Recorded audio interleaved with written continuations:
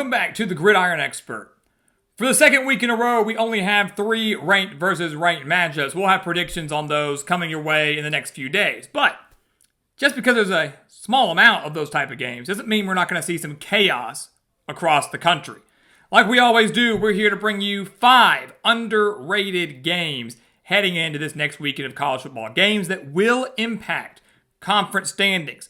Games that will impact the college football playoff race as we enter the final month of the regular season. So let's go ahead and jump into it. We've got a lot to break down. We're going to start over in the ACC, and that is number 10 Miami at SMU. I mean, this is a really, really big trap game for Miami. And if you know Mario Cristobal, you can't trust him, right? This is a game that Miami should win, but it's a game against a team that was in the playoff last year that does have talent.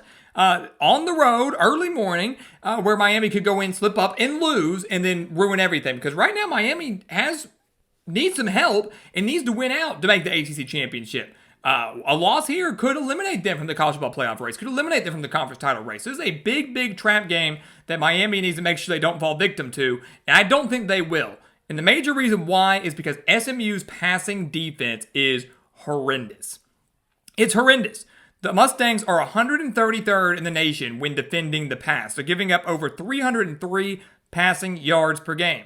Miami, led by Carson Beck, is averaging over 256 passing yards per game. So a very good passing offense. Hopefully Carson Beck can take care of the football. If he takes care of the football, Miami should torch this SMU secondary. And you want to factor in one extra thing to that, SMU can't run the ball. Their offense has not been good on the ground, right? 106th in the nation, averaging 122 rushing yards per game, meaning Kevin Jennings is going to have to do everything by himself. He doesn't take great care of the football either, has 8 interceptions already this year. This is a Miami team that from top to bottom is better than SMU. So if they come ready to play their game, which is attack through the air with Carson Beck against this weak secondary, the Hurricanes should walk away with a win and keep everything alive for them over the next couple weeks of the season. Sticking in the state of Texas, let's go Navy at North Texas. This American Athletic Championship, or American Athletic Conference game is big, and it has American Championship implications. That's the kicker, right? Navy's 7-0, North Texas is 7-1. The midshipmen are currently on top of the standings. If the season ended right now, Navy would be playing in the championship game. North Texas is tied for 3rd in the conference. We mentioned yesterday in our Week 10 GE Top 25 that the team that makes the college football playoff as a Group of 5 team, the highest ranked Group of 5 champion, it's coming out of the American. It's by far the deepest Group of 5 conference out there right now. Could be Navy. Could be North Texas. It could be Tulane. It could be Memphis. It could be USF. There's so many competitors within this conference that are going to be fighting for that spot, and this game's going to play a massive role in that. So let's dive into it. I mean, first off, I'll say this. If you like points, this is a great game for you. Because I don't think either defense is going to be able to stop the opposing team's offense, right? Start looking at North Texas. Mestamaker, my God, he's unbelievable. 608 passing yards last week against Charlotte. He's thrown for over 2,400 yards, 21 touchdowns, and 4 interceptions. This North Texas team has the 6th ranked passing offense in the country, averaging 316 passing yards per game. Navy, they rank 115th in stopping the pass, giving up over 256 passing yards per game. So Navy cannot stop the pass, which is what North Texas is great at, with a quarterback that just threw for over 600 yards in a single game. On the flip side, we know Navy, we know Army, we know Air Force. Those teams, they like to run the ball. They like to run the option. It's very tough to stop. Navy has the number 1 rushing offense in the country, rushing for 318.1 yards per game. Blake Horvath, their quarterback, leads the way as leading passer and the leading rusher. North Texas can't stop the run. They are 118th versus the run, allowing 190 rushing yards per game. So Navy wants to run. North Texas can't stop it. North Texas wants to pass. Navy can't stop it. What is going to happen on Saturday? I'm going to go with the home team here, and I'm going to go with North Texas. I'm going to go with the fact that I believe from an explosive play standpoint, North Texas has the edge. I believe their defense can get enough stops and slow Navy down just enough to find a way to win this game. Could come down to who has the ball last, who can get that extra field goal, who can extra score in crunch time in a 2-minute drill. and I'm going to take the team that can actually air it out well against a weak secondary in North Texas. It's going to be very, very close. I think you're going to see a lot of points. But give me the Mean Green to get this win, improve to 8-1, create some chaos in the American, and in doing so, create a little chaos when it comes to the playoff race as well. How about the SEC? Number 5, Georgia, taking on Florida, the world's largest outdoor cocktail party, and what can maybe be a trap game for the Bulldogs. Because look, teams typically play better or with a little more energy and fight in them in their first game with the interim head coach, and that's what Florida's going to have, right? They beat Mississippi State. They still got rid of Billy Napier, get the bye week. Now they're going into a rivalry game. Sure, Florida's not competing for anything big, maybe a bowl berth, and, Georgia has some issues. I've heard all offseason that Georgia would have lost to Florida last year had DJ Lagway stayed fully healthy. Well, we're hoping DJ Lagway can stay fully healthy this year, right? We obviously don't risk injury upon anybody. Lagway got hurt last year. Georgia found a way to win. Georgia 6-1 in this game with some fortunate wins against Auburn, fortunate win against Tennessee, and the big comeback at home against Ole Miss. At the end of the day, while I think this game is fairly close, I think Florida comes out throwing all the punches, pulling out all the stops, and I think Georgia, again, does have some issues on both sides of the ball. The Bulldogs are still the more complete team from top to bottom. They have the better coaching edge from top to bottom. There's no denying that. And I look at the numbers a little bit more. I don't trust DJ Lagway. I don't trust him. 9 touchdowns, 9 interceptions, a 1-to-1 ratio, a little over 1,500 yards on the year. It's not that great. The Georgia run defense is giving up just 91 rushing yards per game, meaning Lagway's probably going to have to do this all by himself if the Gators want to win this game. I just don't see it happening. I think it's fairly close, maybe closer than some would expect, but the Bulldogs are the better team. They should find a way to win this game and keep their SEC title and college football playoff hopes alive, while the Gators drop to 3-5. And they're going to have to win, 3 of their final 4 games to go bowling? Very unlikely, but still a chance. Big 12.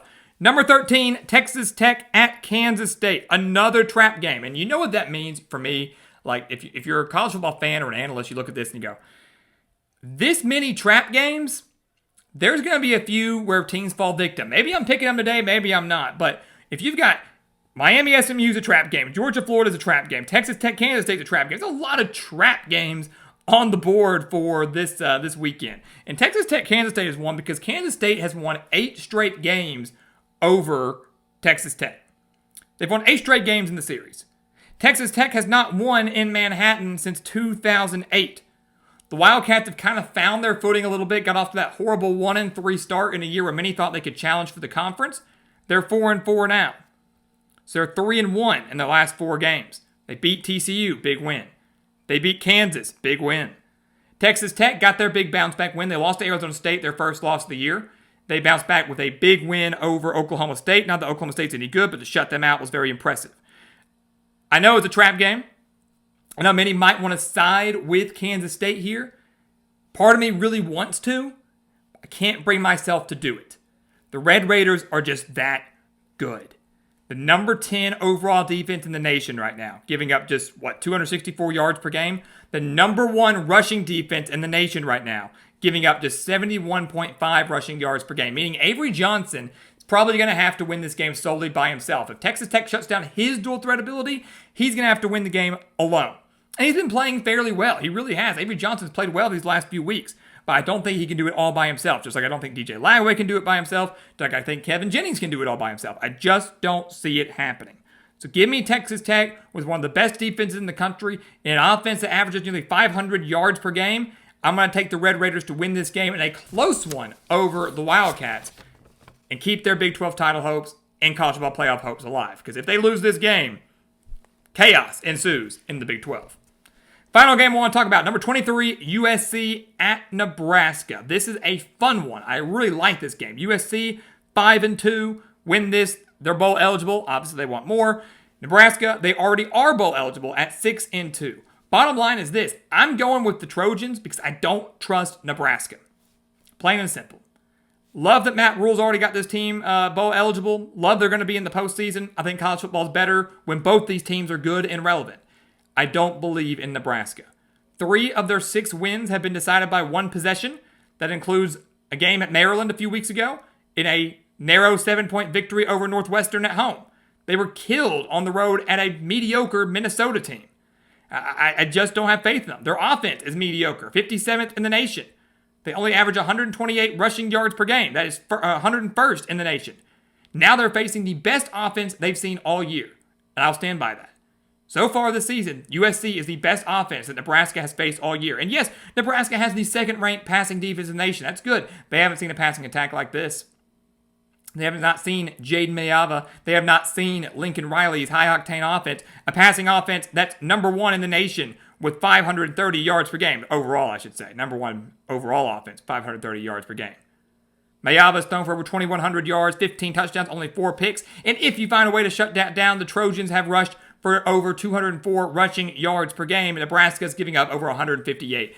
I don't think the Cornhuskers can keep pace with this fast of a USC offense. I know USC typically does not play well on the road, has not played well on the road under Lincoln Riley. But plenty of people have walked into Nebraska lately and won.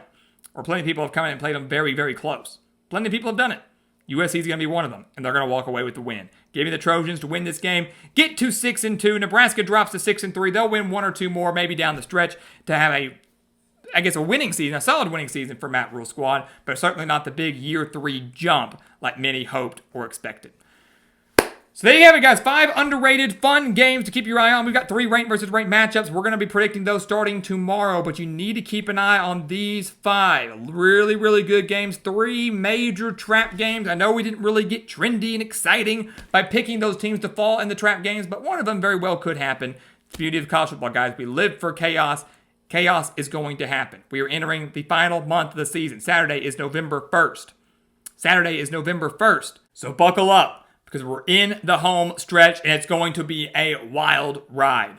So guys, as always, thank you so much for watching us here at The Gridiron Expert on YouTube. Make sure you continue to like, comment, subscribe, share our videos. Check out everything down in the description below. That includes our website, thegridironexpert.com. That's home to our expert picks, some of the best college football and NFL spread picks in the entire country.